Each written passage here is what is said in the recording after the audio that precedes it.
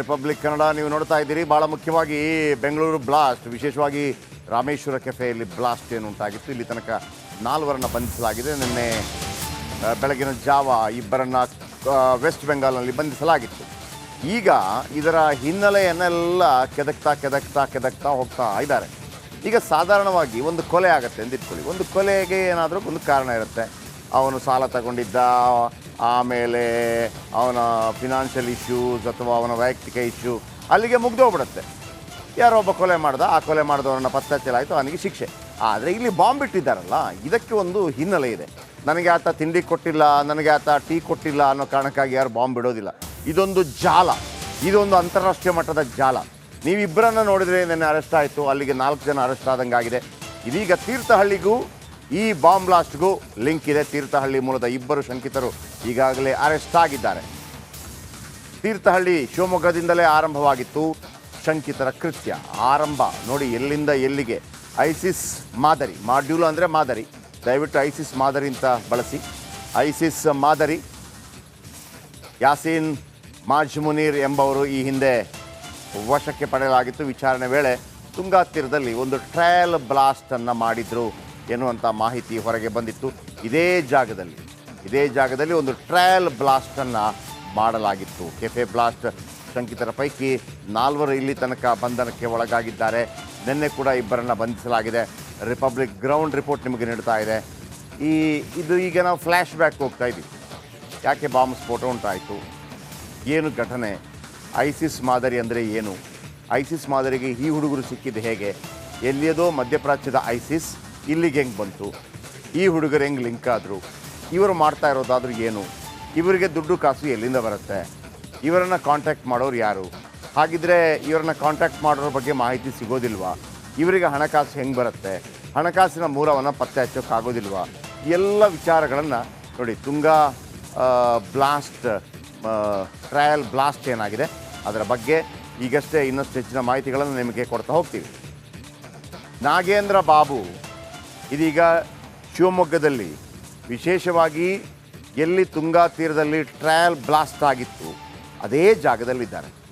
ಈಗ ನಿಮಗೆ ಸಮಗ್ರ ಮಾಹಿತಿಯನ್ನು ಅವರು ಕೊಡ್ತಾರೆ. ಒಂದು ನಾಗೇಂದ್ರ ಬಾಬು, ನನಗೊಂದು ಕ್ಲಾರಿಟಿ, ಅಂದರೆ ವೀಕ್ಷಕರಿಗೊಂದು ಕ್ಲಾರಿಟಿ ಕೊಟ್ಬಿಡಿ. ಬಾಂಬ್ ಬ್ಲಾಸ್ಟ್ ಆಗಿದೆ ಎಲ್ಲಿ, ಕೆಫೆಯಲ್ಲಿ. 4 ಇಲ್ಲಿ ತನಕ ಬಂಧಿಸಲಾಗಿದೆ. ನಾನು ಮೊನ್ನೆಯಿಂದ ನಮ್ಮ ವೀಕ್ಷಕರಿಗೆ ಅರ್ಥವಾಗುವ ರೀತಿಯಲ್ಲಿ ಒಂದು ಮಾತನ್ನು ಹೇಳುವಂಥ ಪ್ರಯತ್ನವನ್ನು ಮಾಡ್ತಾಯಿದ್ದೀನಿ. ಪರ್ಸನಲ್ ರೈವಲರಿ ಏನಾದರೂ ಇದ್ದರೆ, ಒಬ್ಬ ಚಿಕ್ಕಪ್ಪ ದೊಡ್ಡಪ್ಪ ನಡುವೆ ಕೊಲೆ ಆಗುತ್ತೆ, ಯಾರು ಕೊಲೆ ಮಾಡ್ದ ಅವನಿಗೆ ಶಿಕ್ಷೆ ಆಯಿತು, ಅಲ್ಲಿಗೆ ಮುಗಿದೋಯ್ತು. 2 ರೌಡಿ ಟೀಮ್ಗಳ ನಡುವೆ ಗಲಾಟೆ ಆಗುತ್ತೆ, ಅವರು ಬೇರೆ ಯಾರಿಗೂ ಉಪದ್ರ ಮಾಡೋದಿಲ್ಲ, ಯಾರು ನಮ್ಮನ್ನು ಹೊಡೆದ್ರೋ ಅವರನ್ನು ಹೊಡೆದ್ಬಿಟ್ಟು ಅಲ್ಲಿಗೆ ಮುಗಿದೋಯ್ತು, ಅವರಿಗೆ ಶಿಕ್ಷೆ ಆಗುತ್ತೆ, ಮತ್ತೊಂದು ಅಥವಾ ತಪ್ಪಿಸ್ಕೋತಾರೆ, ಡ್ಯಾಶ್ ಡ್ಯಾಶ್ ಡ್ಯಾಶ್. ರಾಜಕಾರಣಿಗಳ ಮೇಲೆ ಯಾವುದಾದ್ರೂ ಹಾಗೇ ಇರುತ್ತೆ. ನಾನೊಂದು ಉದಾಹರಣೆ ಹೇಳಿದ್ದೆ. ರಾಜೀವ್ ಗಾಂಧಿ ಅವರನ್ನು ಯಾಕೆ ಕೊಂದರು, ರಾಜೀವ್ ಗಾಂಧಿಯನ್ನು ಯಾಕೆ ಕೊಂದರು, ಇಂದಿರಾ ಗಾಂಧಿನ ಯಾಕೆ ಕೊಂದರು, ಯಾಕೆಂದರೆ ಆಪರೇಷನ್ ಬ್ಲೂ ಸ್ಟಾರ್ ಮುಖಾಂತರ ಸಿಖ್ಖರಿಗೆ ಮಾನಸಿಕ ತೊಂದರೆ ಆಯಿತು ಅನ್ನೋ ಕಾರಣಕ್ಕಾಗಿ, ಅಥವಾ LTT ವಿಚಾರಕ್ಕೆ ಸಂಬಂಧಪಟ್ಟ ಹಾಗೆ ರಾಜೀವ್ ಗಾಂಧಿ ಅವರು ಅನಗತ್ಯವಾಗಿ ಕೈ ಹಾಕಿದ್ರು ಅನ್ನೋ ಕಾರಣಕ್ಕಾಗಿ ಕೊಲೆಗಳಾಗುತ್ತೆ. ಓಕೆ, ಇದಕ್ಕೊಂದು ಕಾರಣ ಇರುತ್ತೆ. ಈ ಬಾಂಬ್ ಬ್ಲಾಸ್ಟ್ ಮಾಡ್ತಾರಲ್ಲ, ಇವರು ಯಾರನ್ನೋ ಅಲ್ಲಿ ಬಾಂಬ್ ಇಟ್ಟು ಹೋದರು, ಯಾರೋ ಸತ್ತೋಗ್ತಾರೆ, ಇವ್ರಿಗೇನು ಲಾಭ, ಈ ಪ್ರಶ್ನೆ ಬರುತ್ತೆ. 4 ಬಂಧಿಸಲಾಗಿದೆ ನಿಜ. ಈಗ ಇದಕ್ಕೂ ಶಿವಮೊಗ್ಗಕ್ಕೂ ಆಮೇಲೆ ಕುಕ್ಕರ್ ಬ್ಲಾಸ್ಟ್ಗೂ ಟ್ರಯಲ್ ಬ್ಲಾಸ್ಟ್ಗೂ ಏನು ಸಂಬಂಧ, ನೀವೀಗ ಕೊಡ್ತಾ ಇರುವಂಥ ಮಾಹಿತಿ ಏನು ನಾಗೇಂದ್ರ?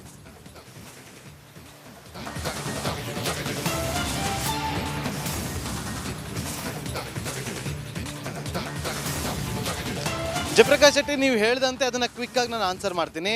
ಪ್ರಮುಖವಾಗಿ ನೋಡಿ, ಇವತ್ತು ಐಸಿಸ್ ಮಾಡೆಲ್, ಶಿವಮೊಗ್ಗ ಮಾಡೆಲನ್ನು ಗಮನಿಸಿದ್ವಿ, ಬಳ್ಳಾರಿ ಮಾಡೆಲನ್ನು ಗಮನಿಸಿದ್ವಿ. ಆದರೆ ಈಗ ಶಿವಮೊಗ್ಗ ಮಾಡೆಲ್ನ ಪಿತಾಮಹ, ಮಾಸ್ಟರ್ ಮೈಂಡ್ ಯಾರು ಅಂತಂದರೆ, ಪಶ್ಚಿಮ ಬಂಗಾಳದಲ್ಲಿ ನಿನ್ನೆ ಅರೆಸ್ಟ್ ಆದಂತಹ ಅಬ್ದುಲ್ ಮತೀನ್ ತಾಹಾ, ಈತನೇ ಇದರ ಒಂದು ಶಿವಮೊಗ್ಗ ಐಸಿಸ್ ಮಾಡೆಲ್ನ ಒಬ್ಬ ಮಾಸ್ಟರ್ ಮೈಂಡ್ ಅಂದರೂ ಕೂಡ ತಪ್ಪಾಗೋದಿಲ್ಲ. ಯಾಕೆ ಇವರು ಈ ರೀತಿಯಾಗಿ ಕೃತ್ಯವನ್ನು ಎಸಗ್ತಾರೆ ಅಂತ ಬಂದಾಗ ನೋಡಿ, ಅಲ್ಲಿ ಐಸಿಸ್ಗೆ ಇವರೆಲ್ಲರೂ ಕೂಡ ಸೇರ್ಪಡೆಗೊಳ್ಳೋದಕ್ಕೆ ಮುಂದಾಗ್ತಾರೆ. ಆದರೆ ಅಲ್ಲಿ ಯಾರನ್ನು ಕೂಡ ಉಗ್ರ ಸಂಘಟನೆಗಳಿಗೆ ಅವರನ್ನು ಅಷ್ಟು ಸುಲಭವಾಗಿ ಸೇರಿಸ್ಕೊಳ್ಳೋದಿಲ್ಲ. ಸೊ ಅವರು ಇಂಥ ಒಂದು ಟ್ರಯಲ್ ಬ್ಲಾಸ್ಟ್ಗಳನ್ನು ಮಾಡೋ ಮೂಲಕ, ಎಲ್ಲೋ ಒಂದು ಕಡೆ ಬಾಂಬ್ಗಳನ್ನು ಇಡೋ ಮೂಲಕ ಅಲ್ಲಿ ಬ್ಲಾಸ್ಟನ್ನು ಮಾಡಿ NIA ಆ ಒಂದು ತನಿಖೆಯನ್ನು ಮಾಡಿ NIA ನೋಟ್ಬುಕ್ಕಲ್ಲಿ ಅವರ ಒಂದು ಹೆಸರು ಅಲ್ಲಿ ಉಲ್ಲೇಖ ಆಗಬೇಕು. ಆಗಷ್ಟೇ ಇವರನ್ನು ಅಲ್ಲಿಗೆ ಸೇರ್ಪಡೆ ಮಾಡ್ಕೊಳ್ತಾರೆ ಅನ್ನುವ ಚರ್ಚೆಗಳಿದೆ. ಹಾಗಾಗಿ ಅವರು ಈ ರೀತಿಯಾಗಿ ಕೃತ್ಯಗಳನ್ನು ಬೆಸಗ್ತಾರೆ ಅನ್ನೋದು ಈಗಿರುವಂಥ ಚರ್ಚೆ. ನಾನು ಈಗ ಇರುವಂಥ ಜಾಗ ಇದೆಯಲ್ಲ ಇದು 2022ರಲ್ಲಿ ಆದಂತಹ ಟ್ರಯಲ್ ಬ್ಲಾಸ್ಟ್ನ ಜಾಗ. ಈಗ ರಾಮೇಶ್ವರಂ ಕೆಫೆ ಬಾಂಬ್ ಬ್ಲಾಸ್ಟ್ ಪ್ರಕರಣಕ್ಕೂ ಈ ಜಾಗಕ್ಕೂ ಯಾವ ರೀತಿಯಾದಂಥ ನಂಟು ಅನ್ನೋದನ್ನು ನಾನೀಗ ಎಕ್ಸ್ಪ್ಲೇನ್ ಮಾಡ್ತಾ ಹೋಗ್ತೀನಿ ಜಯಪ್ರಕಾಶ್. ನೋಡಿ, ಇದರಲ್ಲಿ ಮತೀನ್ ತಾಹ ಅಂತ ಏನು ಅರೆಸ್ಟ್ ಆಗಿದ್ದಾನಲ್ಲ, ಈತ ಕೆಲ ಯುವಕರನ್ನು ಬೆಳೆಸೋದಾಗಲಿ, ಅವರಿಗೆ ಈ ರೀತಿಯಾಗಿ ಕೃತ್ಯಗಳನ್ನು ಭಾಗಿಯಾಗೋದಕ್ಕೆ ಅವರನ್ನು ಬ್ರೈನ್ ವಾಶ್ ಮಾಡೋದಾಗಲಿ, ಇದೆಲ್ಲವನ್ನು ಕೂಡ ಮಾಡ್ತಾ ಹೋಗ್ತಾರೆ. ನೋಡಿ ಜಯಪ್ರಕಾಶ್, 2019ರಲ್ಲಿ ನಿಮಗೂ ಕೂಡ ಚೆನ್ನಾಗಿ ನೆನಪಿದೆ, ಮಂಗಳೂರಲ್ಲಿ ಆದಂಥ ಒಂದು ಗೋಡೆ ಬರಹ ಪ್ರಕರಣ ಇದೆ. ಆ ಪ್ರಕರಣ ಅಲ್ಲಿಂದ ಶುರುವಾಗುತ್ತೆ. 2022ರಲ್ಲಿ ಸ್ವತಂತ್ರ ದಿನಾಚರಣೆಯ ದಿನದಂದು ಶಿವಮೊಗ್ಗ ಅಮೀರ್ ಅಹಮದ್ ಸರ್ಕಲ್ನಲ್ಲಿ ಸಾವರ್ಕರ್ ಫೋಟೋ ವಿಚಾರವಾಗಿ ದೊಡ್ಡ ಮಟ್ಟದಲ್ಲಿ ಗಲಭೆ ಆಗುತ್ತೆ.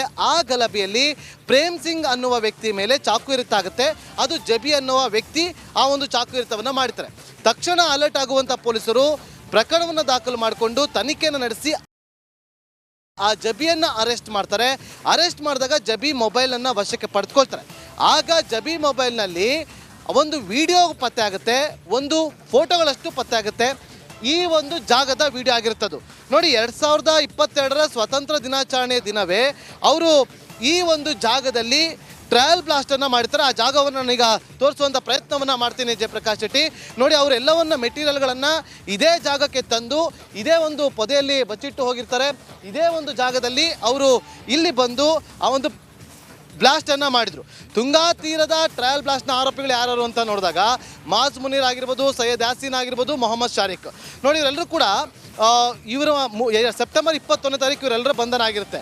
ಸೊ ಈ ಪ್ರಕರಣದಲ್ಲಿ ಪ್ರಮುಖವಾಗಿ ಡಿಟೋನೇಟರ್ಗಳು ಲಭ್ಯವಾಗಿತ್ತು, ಮತ್ತು ಇಂಪ್ರೂವೈಸ್ಡ್ ಎಕ್ಸ್ಪ್ಲೋಸಿವ್ ಡಿವೈಸ್ಗೆ ಬಳಸುವಂಥ ವಸ್ತುಗಳು ಪತ್ತೆಯಾಗಿತ್ತು, ಕಂಟೈನರ್ಗಳು ಪತ್ತೆಯಾಗಿತ್ತು, ಸ್ಫೋಟಕ ಬ್ಯಾಟರಿಗಳು ಪತ್ತೆಯಾಗಿತ್ತು, ಸರ್ಕಿಟ್ ಸ್ಫೋಟಕಗಳಿಗೆ ಮದರ್ ಬೋರ್ಡ್ನಂತೆ ಕೆಲಸ ಮಾಡುವಂಥ ವಸ್ತುಗಳು ಕೂಡ ಪತ್ತೆಯಾಗಿತ್ತು. ಆದರೆ ಯಾವುದೇ ರೀತಿಯಾದಂಥ ರಾಸಾಯನಿಕಗಳು ತನ್ನಿಂದ ತಾನೇ ಉತ್ಪನ್ನ ಆಗೋದಿಲ್ಲ. ಆದರೆ ಇಲ್ಲಿ ಕೆಲವೊಂದಷ್ಟು ಬಾಲ್ಸ್ಗಳು ಕೂಡ ಲಭ್ಯವಾಗಿತ್ತು.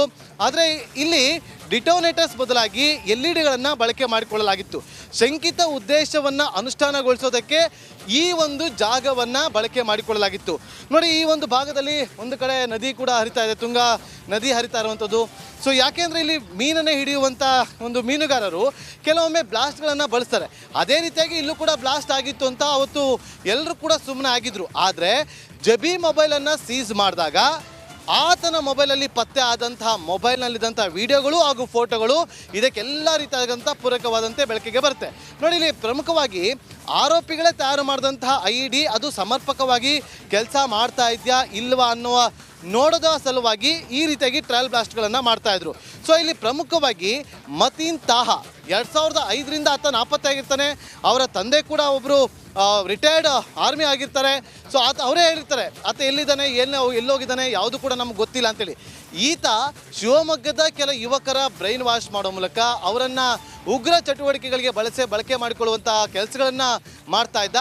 ಹಾಗಾಗಿ ಈಗ ಬಂಧನ ಆಗಿರುವಂಥ ಮತೀನ್ ತಾಹ ಏನಿದ್ದಾನೆ ಆತನ ಹಿನ್ನೆಲೆಯನ್ನು ಕೆದಕ್ತಾ ಹೋದಾಗ ಈ ಎಲ್ಲ ಪ್ರಕರಣಗಳು ಕೂಡ ಈಗ ಮುನ್ನೆಲೆಗೆ ಬರ್ತಾ ಇರುವಂಥದ್ದು. ಒಂದು ಮಂಗಳೂರು ಕುಕ್ಕರ್ ಬ್ಲಾಸ್ಟ್ ಆಗಿರ್ಬೋದು, ಶಿವಮೊಗ್ಗ ಟ್ರಯಲ್ ಬ್ಲಾಸ್ಟ್ ಆಗಿರ್ಬೋದು, ಮಂಗಳೂರಲ್ಲಿ ಆದಂಥ ಒಂದು ಗೋಡೆ ಬರಹ ಆಗಿರ್ಬೋದು, ರಾಮೇಶ್ವರಂ ಬಾಂಬ್ ಬ್ಲಾಸ್ಟ್ ಪ್ರಕರಣ ಆಗಿರ್ಬೋದು, ಇದೆಲ್ಲದಕ್ಕೂ ಕೂಡ ಮಾಸ್ಟರ್ ಮೈಂಡ್ ಯಾರು ಅಂತ ಹುಡುಕಿತಾ ಹೋದಾಗ ಈ ಮತೀನ್ ತಾಹನ ಹೆಸರು ಈಗ ಮುನ್ನೆಲೆಗೆ ಬರುತ್ತೆ. ಹಾಗಾಗಿ ಈಗ ಆತನ ಬಂಧನ ಆಗಿದೆ. ತನಿಖೆ ಕೂಡ ಈಗ ಮುಂದುವರಿಸ್ತಾರೆ ಜಯಪ್ರಕಾಶ್ ಶೆಟ್ಟಿ. ಥ್ಯಾಂಕ್ ಯು ನಿಮ್ಮೆಲ್ಲ ಅಪ್ಡೇಟ್ಸ್ಗೆ ನಾಗೇಂದ್ರ.